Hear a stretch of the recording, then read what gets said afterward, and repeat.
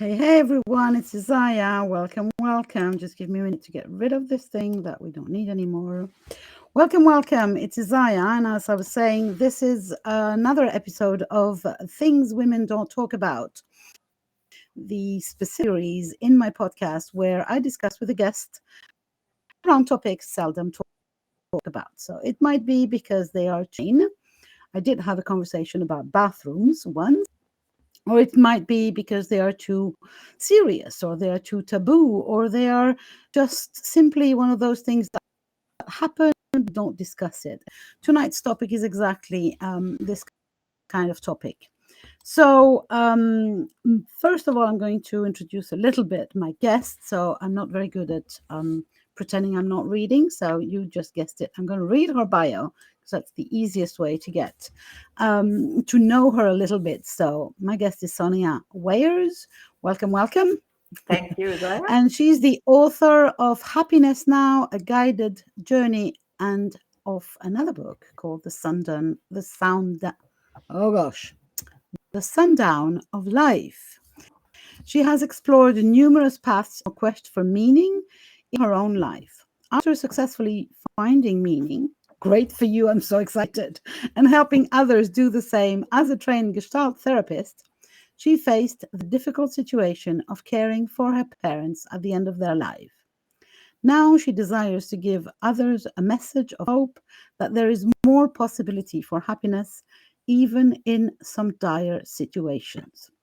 While many may admire her degrees, they pale in comparison to her success in learning the love learning to love the life she has. When she is not working, she enjoys her workouts, singing in a choir or two. Oh, just like me, learning new ways to live more sustainably and spending time with her 4 children and loved ones. And from what I've just learned, a few grandchildren also. Congratulations. Thank you. So, the topic that we are dealing with tonight is exactly the one that you treated in your book. So it's about embracing the end of life of others. And the idea, I think, is to allow or give ourselves permission to remain open to whatever might happen in these moments. And I think it belongs really very much in this podcast or in this series of the podcast, because it's one of those things that, as a 50 something woman myself, there's so many people around me that are going through this with their loved ones, and it's so seldom discussed. It's just one of those things. We do it because, there's this age in life when people get married and all your friends get married. Then there's this age in life where all your friends have children and you have children. And then at some point in life, there's this age where so many of us have to accompany our loved ones towards death, and it's not discussed. So, how did you decide to discuss it? How and why did you decide to discuss it? Well, it really happened organically because my parents declined, like many people. My mom had a cognitive decline, which was going kind of slowly. And then there was a bit of treatment that gave us a lull. And then it was just kind of taking its time. And so there was no big change. But then my dad had a aneurysm, which is like a bubble on his aorta, like you can have on a bicycle tire. And that required surgery. So I went to be with my mom. And when my dad came out of surgery, I naturally wrote to his siblings that everything had gone as planned. Now, my mom had not really gone as planned. So that's, the subtext of the story starts there, because she was panicked that he wasn't there and that I was there in his place. And she was pretty pissed at me, actually. I'll slip in there that it's only because of the benefit of all my good personal work that I didn't take that personally, that I understood that it was her illness, that it was not really about me. So just throwing that in there. But then my dad had another surgery and another. And so and each time my dad left, my mom declined. And so this just, natural wanting to let people know who cared who loved my parents and cared. I let first my dad's siblings, and then my mom's brother, and then a few close friends. And then as things continued to unravel, it was more and more friends. And at some point I included my own friends because I had kind of disappeared from the planet as far as they were concerned. And so I thought I'd let them know what I was up to. And it's through writing these emails, just to stay connected with folks and keep them abreast, that I got a couple of pieces of feedback of how helpful these emails had been. One friend told me, beautiful. Yeah, one friend told me that the emails I wrote changed her relationship with her parents, who had been dead for more than 10 years. And that's when I thought, oh my God, like I need to write this up. Yeah. So that's the answer to how I decided to write the book. But it is beautiful because it's a journey. This moment that we know, and indeed the fact that you did afterwards, you didn't kind of reflection book. It's also a during, and that you were gifting yourself the possibility also during is amazing. Because for me, I didn't have that opportunity. My mother died very, very 3 days. They told us the Monday and Friday, so it was like no time. But that I was in no shape. It's a whole nother story. But I was in no shape to be outside of able to write around it. And I think the fact that you took this time must also have been quite you to be able to and reflect upon that as you were on this path. Yes, it wasn't, like I said, it started with just wanting to let my dad's siblings know, and it evolved into a real exchange. Like people were really grateful for the news they were getting, because otherwise, how do you know? Like sometimes, one day you hear somebody died and you don't know what happened. But it also gave back, which was not something I'd consciously intended. But I got a lot of supportive responses, and people really appreciated the way I wrote and the events. And so it was also therapeutic for me to put it into words. And also because because I'm bilingual and my parents had friends in French and in English, so I actually wrote 2 emails. And so I ended up writing this book also in 2 languages. But so it really helped me to process as I was going along to actually write it somehow, even though that was not my conscious intention. By the way, just let me just mention to anyone who said that you want the title, if you want to have a look at it, in the description of this video or podcast, wherever you're watching or listening, and you can find it on Amazon. A Town of Life. It's so fun that I get to discuss with another bilingual person. I feel like let's be posh about this and have the nice French accent, that all the English. So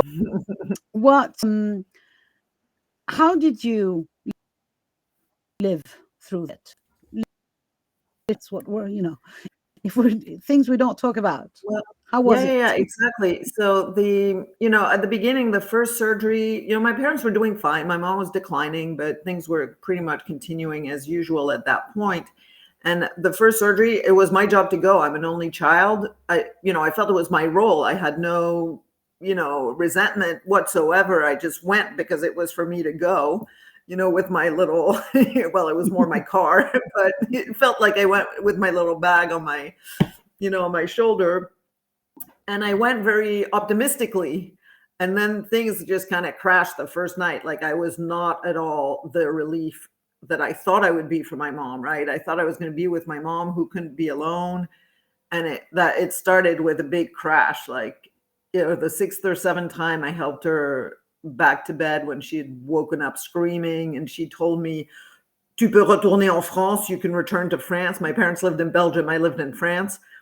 So that's where she was like she didn't want me there. I was like, okay, I can't go to France, but I can go upstairs maybe, watch from upstairs. And so that was like the first rude awakening. It was like, okay, I was there to save the situation, and my presence was making the situation worse. um, so that was like a start. Say what? I didn't hear. Humbling. Well, humbling, but extremely shocking also. I'm guessing. Extremely shocking. And then, then I knew it wasn't going to be easy. And then for each thing, then it became crisis after crisis after crisis after crisis. So I, just responded to the crisis, and I organized my life. And oftentimes I cried for like the middle 100 kilometers between my house and theirs. Just cried and cried. It was just also processing, right? Just the tension,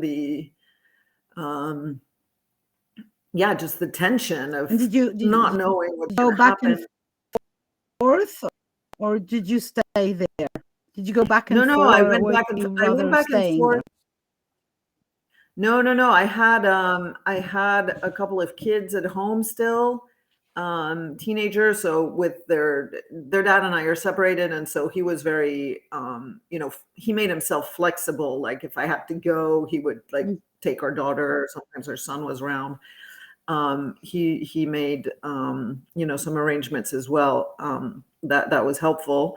But no, I had to come home and be a mom and see my clients, and so it's a 4 or 5 hour drive.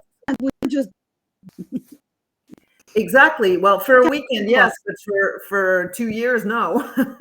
So, the first half of 2018, I completed 10 round trips between my house and theirs, from one crisis to the next. And the 10th round trip, I brought them to a retirement home near me. That had been a discussion, right? My dad first thought that, they were going to continue the activities of their life, and therefore it'd be better to have a retirement home near them. But he finally came to the realization that was not going to happen, that my mom could not go to the concerts they used to go to the restaurant with the friends. And so he decided, being close to me, and also that my kids would always come and see me.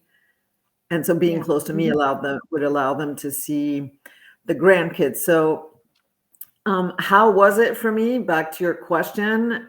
It was all the same, all at once, sometimes overwhelming, sometimes empowering. Like I really felt like I rose to the situation, right? I really just mobilized all my strength, all my competence, everything to be the woman of the situation. And sometimes, it was too much. Like it was just too much. But what do you do when it's too much and you can't stop? It's too much, but you got to keep going. So there was some of that too, and that came back to bite me later. But so that's a bit of how it was for me. No surprise, right? Different. I didn't understand. Sorry.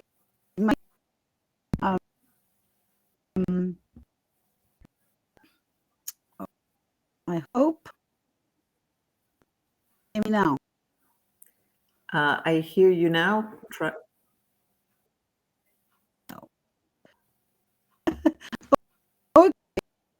My band to be really, we're having a storm, the connection.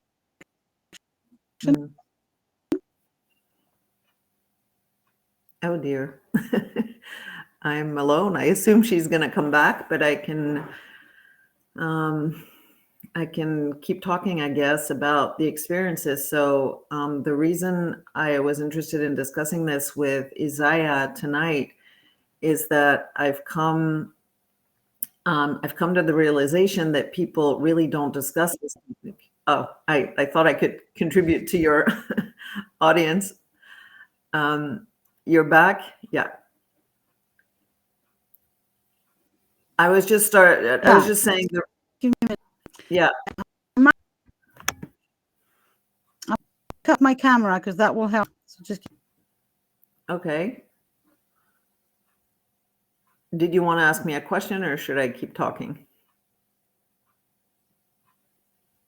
I guess I'll keep telling you why I was interested in talking with Isaya on her podcast is because I've come to realize that people really don't discuss this, that it's pretty taboo, and yet everybody has parents, right?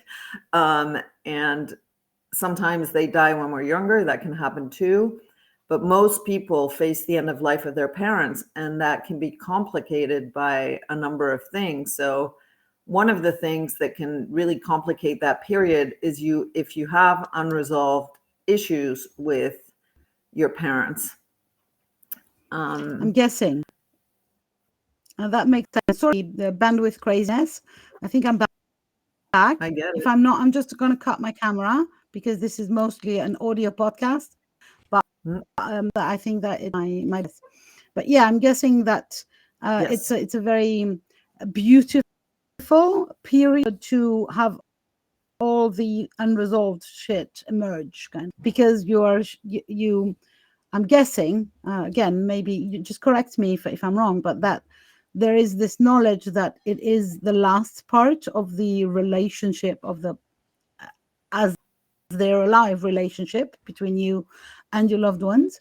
So you know that you're kind of it's the last stretch. So if you've got unresolved things, that's when they emerge. You can't ignore them anymore. Think, oh, I'll deal with that later, because there might be no later.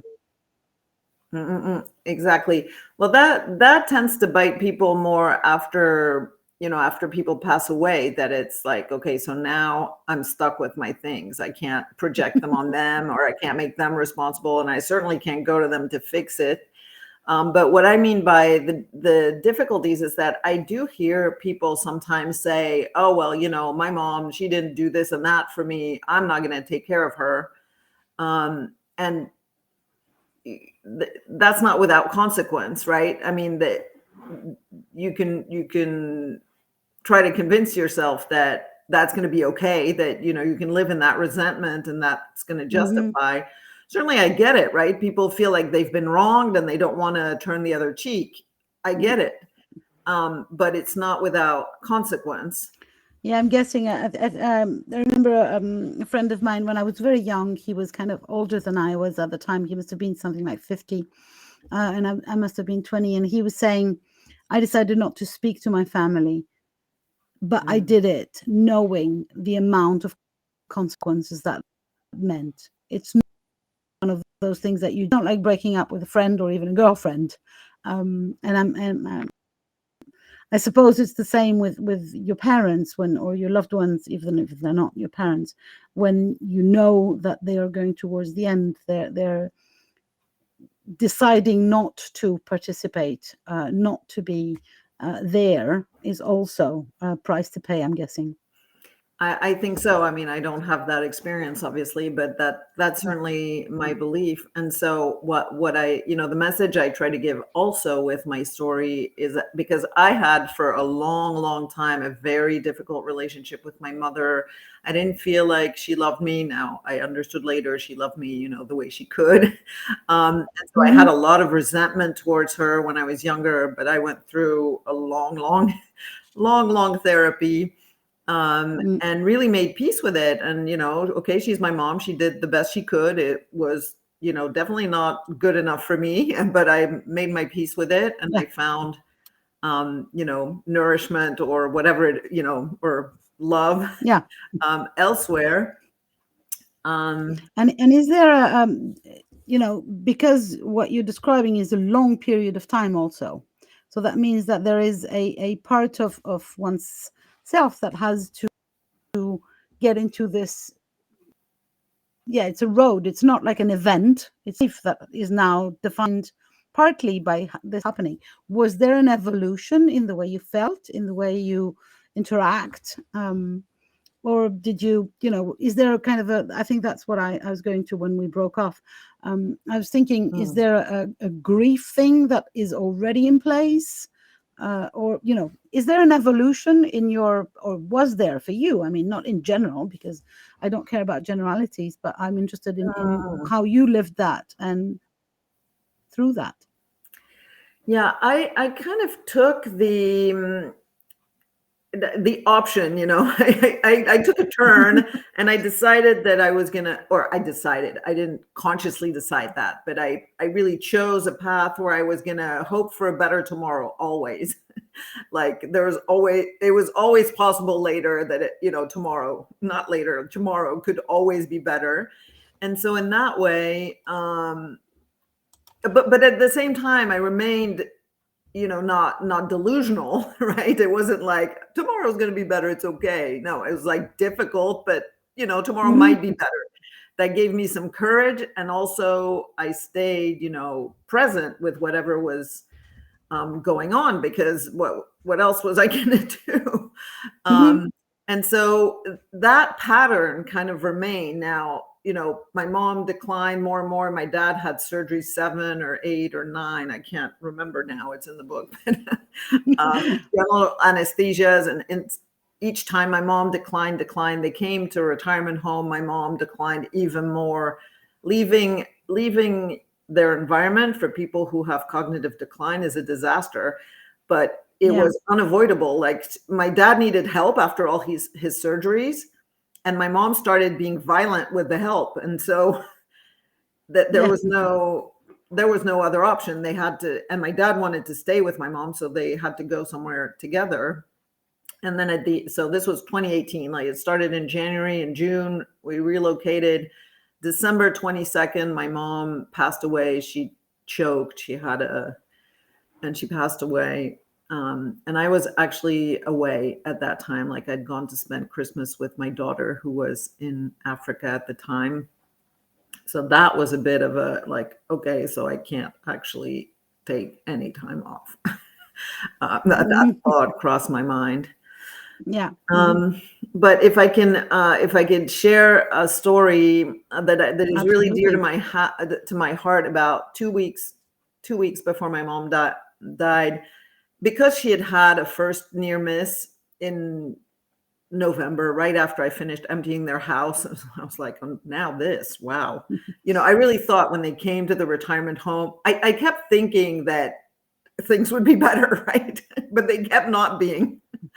I mean, I laugh now about it, but I'm amused at my, I was going to say, my naivete, I think it's human. Also, I think it's human that we can't go on living life in a situation permanently, and you.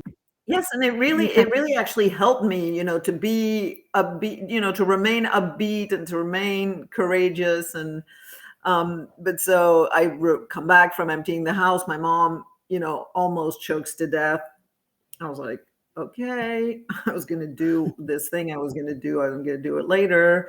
But anyway, so I didn't want to feed them, or I didn't want to invite them over for meals, because I was afraid she would choke. But I figured I could invite them for tea in the afternoon, because they were 2 miles from my house, not even.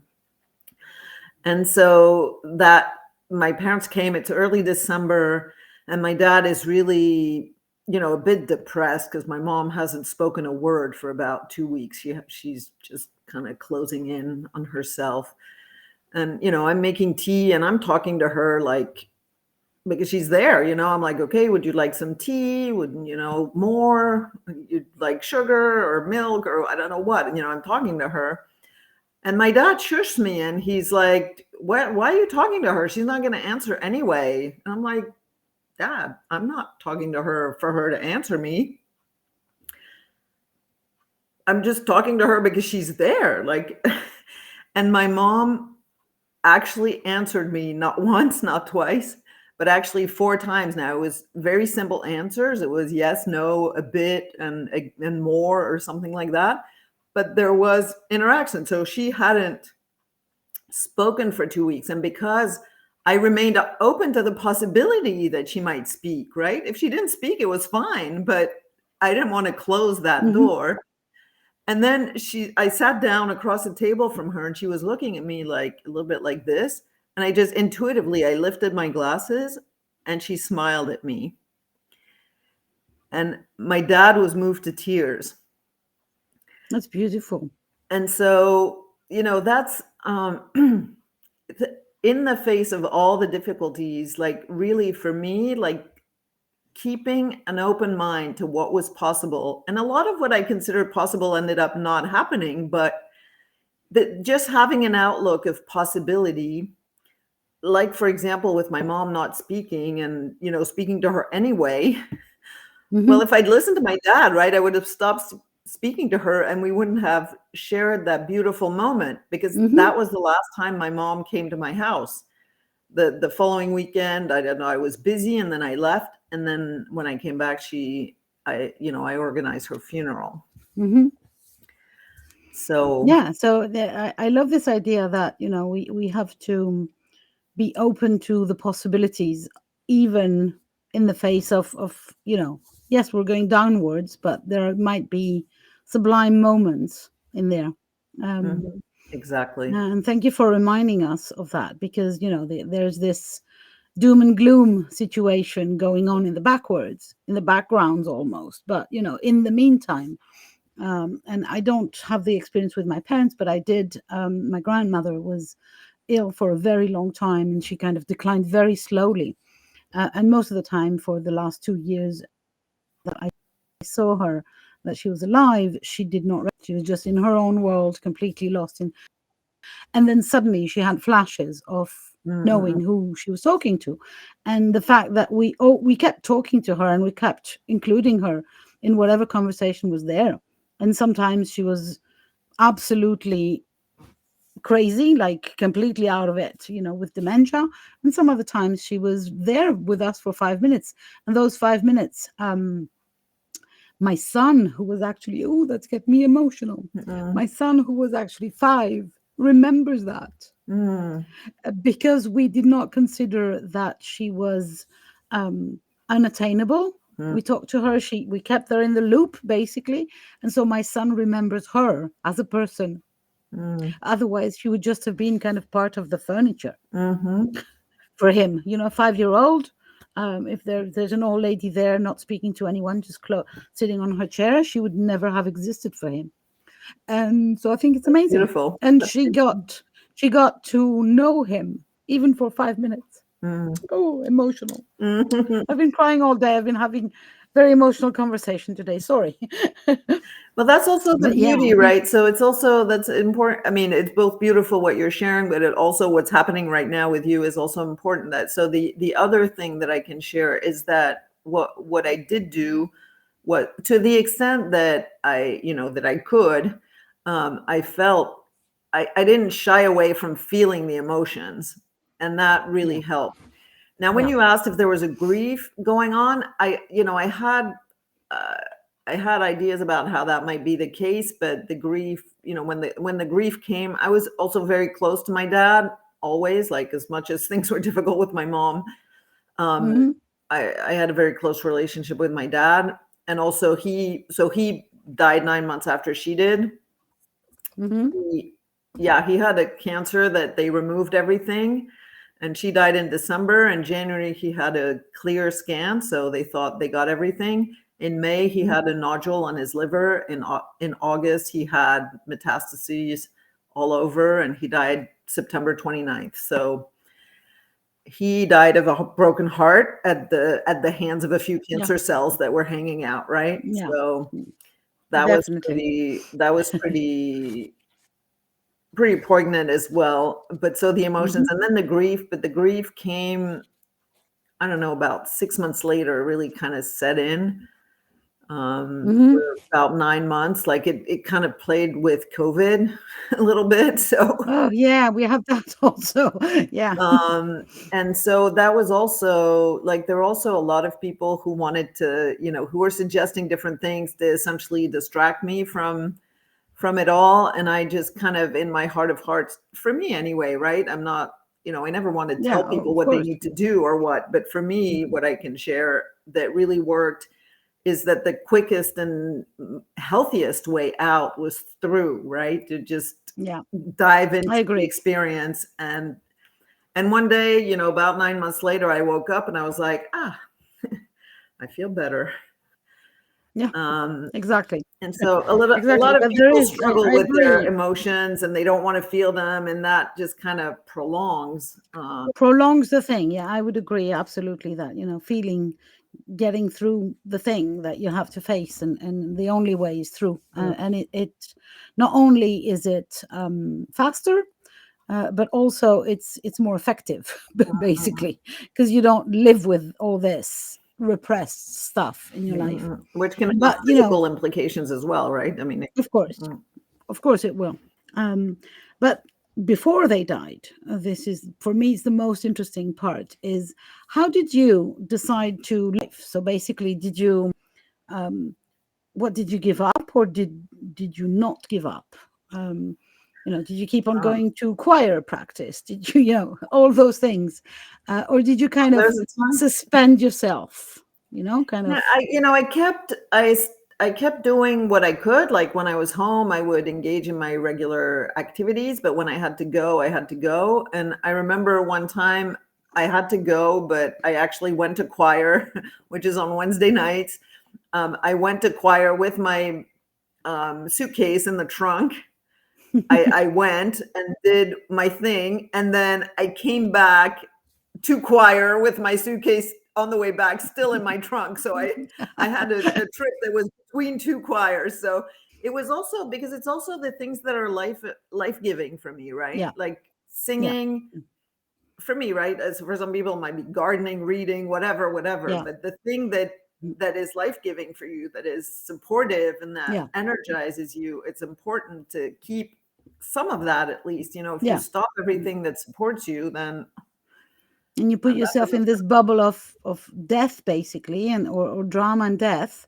I think it's and you mentioned, I don't know if you mentioned that online already, or did you mention that before, that you were an only child? So on top of that, you got this. It has to be you. You can't just say, "Oh, some I other sibling can relieve me from the," "Oh, my brother can do that." And yeah, I well, feel I was I'm an feeling only child too, so.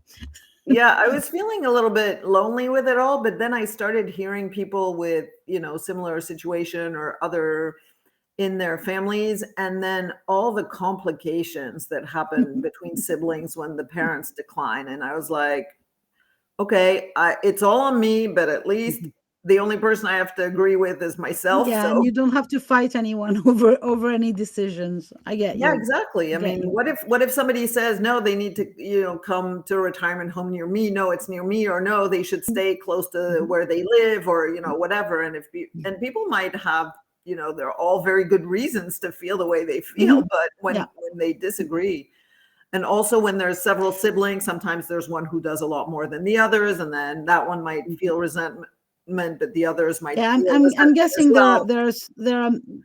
this would also trigger so many things unresolved among siblings.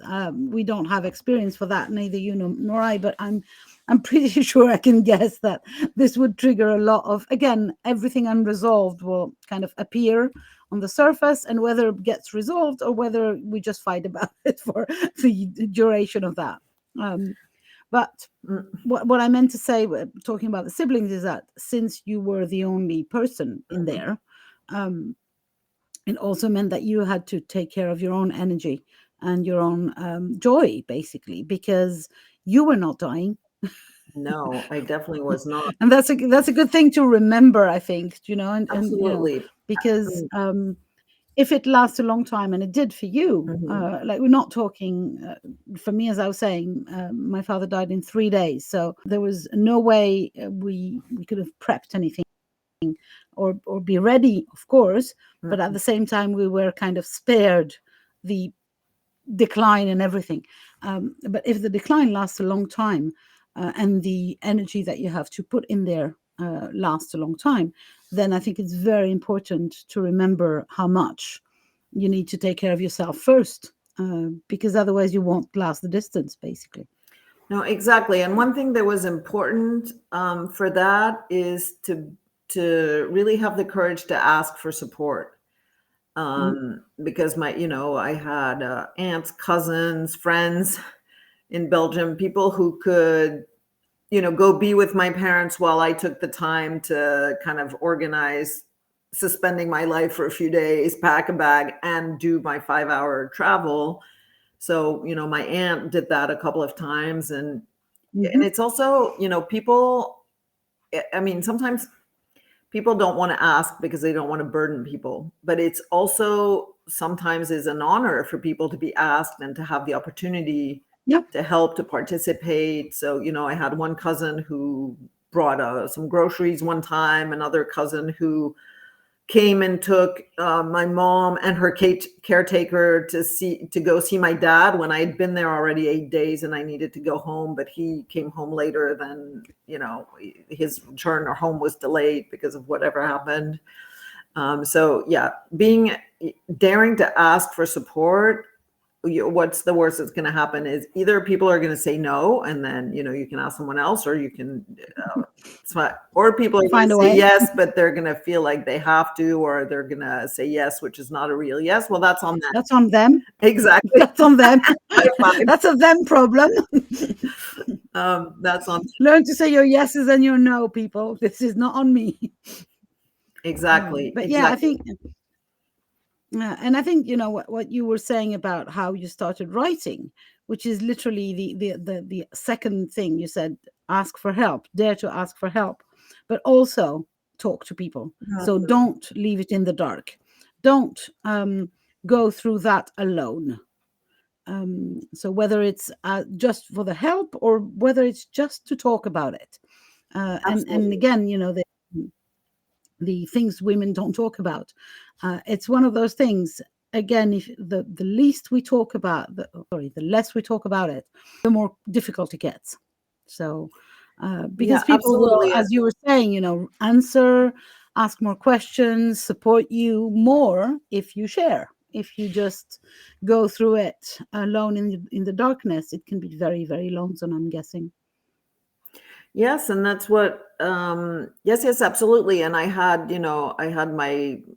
my small network of support people for me, who I could talk to, and a good friend, my partner, and my kids also. Sometimes my kids came with me, but the kids who weren't there, they wanted some spoken words about it and all that.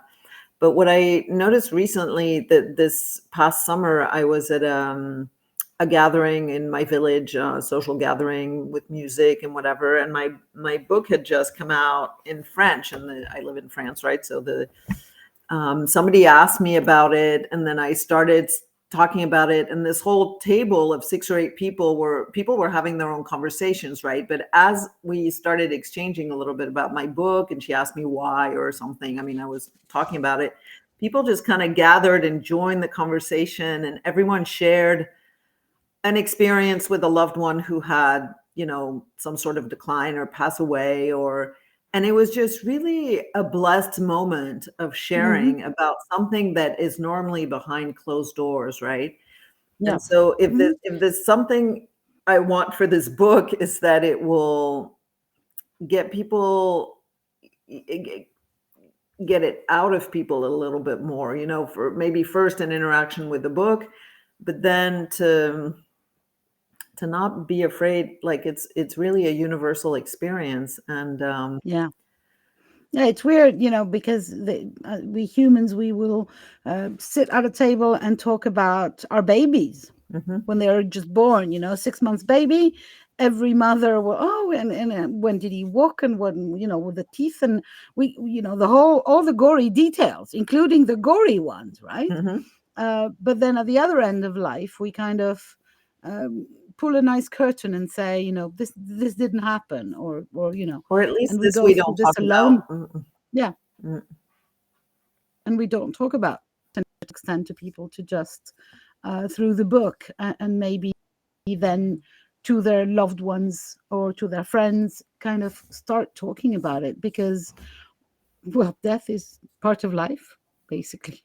And with the medical accompaniment, there is a lot of people who will live very old, and will decline at some point. Not in the Middle Ages where people died 45 of half the. Yeah, that what you're saying reminds me. Yeah, what you're saying about the medical care, it reminds me of something. Also, an important role I played is to be a spokesperson for, was more my dad at that point after my mom passed away, but a spokesperson for in the face of the doctors, like asking questions. When he was So like important. a little out of it, and I went to the medical appointments. I asked some questions. I wanted to understand, and if I didn't, if it didn't seem right. And that was really instrumental, actually, just before he died, because he was in a retirement home, and when his numbers, his last blood work was terrible, and I was waiting for the word from the oncologist, and he only spoke through the doctor who was at the retirement home. So this doctor came and said the oncologist suggests hospitalizing him in the next big city so that he can put an IV and control his pain. And I was like, am I allowed to oppose that? And he was like, oppose that? And I was like, yeah, it hurts him when people turn him to wash him. You want to put him in a stretcher, take him 3 floors down, put him in an ambulance, 30 minutes where it's going to be hard for me to go see him in an impersonal place. Yeah, I'd like to oppose that. And out of my protest, he actually spoke to my dad directly and asked him what he wanted. And my dad said, in no uncertain terms, I had to rephrase. I said, Dad, I think the doctor wants to know what you want. And he was like, I want to die as soon as possible. I'm like, okay, that's clear. And do you want to die here or do you want to die in the hospital? And he was like, I want to die here. And so that was said. The doctor heard him, but the most important is that I saw and heard that he heard it. And so after that, they did what they had to do so that he could stay in his bed, where being I a spokesperson, you're right, because what happens is there's so much medical jargon and conversations and things happening, and even for people who are in face, it might be really difficult to just know and understand all of that. So yeah, and again, it means educate yourself, because you might need to get some information to be able to be that spokesperson. Is really it's a job, and it's a job that opens up for magical moments, as you were saying, and also for I think healing a lot of things that might have gone through in life. So yeah, I think it's really it should be part of around, what did you do those last 2 years? Well, I did that, when you have to fill your CV, and then people ask, what did you do? Well, this is part of what I did. Seriously, yeah, that's what I did. Yes, what the magical moments that you mentioned, I like to call them the extraordinary moments of connection that become available if you really show up for what's what's actually going on. Yeah, and again, it's a question I'm understanding of not shying up from the emotions and from the reality of the situation, which is the decline. Exactly. And the more we can face that and talk about, be okay with that, the more we open up for the extraordinary moments of connection. Absolutely.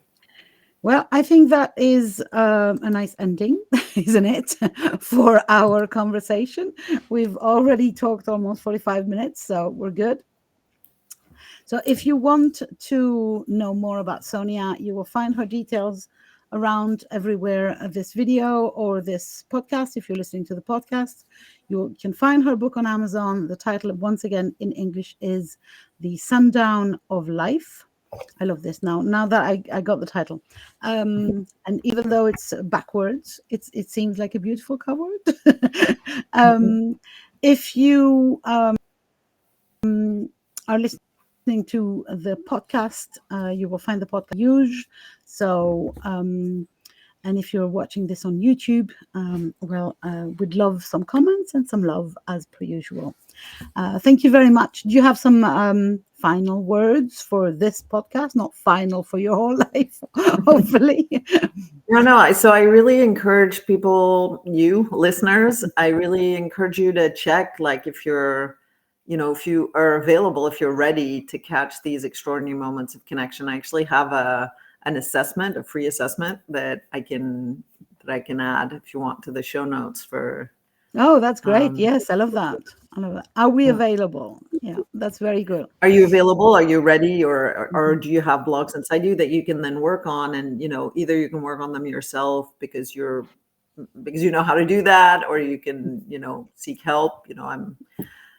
I'm a Gestalt-therapist, like I said, but you can find help anywhere you like. And so I'll put that. Beautiful. Well, thank you. If you can share that. Yeah, I will share that with the listeners. Absolutely. Thank you very much for being my guest. Thank you for having me. I hope for many more moments of extraordinary connection, whether with your loved ones, or however tiny or big, or young or old, because we can have moments of connections even when people are not declining. If we open up, maybe the opening for those moments is also a door to the other moments. Thank you very, very much, and thank you. I will not see you next month, because next month December, so we're taking a break, and I'll see you in January with another amazing guest. And I have a crazy program for 2024, but you'll have to wait for it. Bye for now.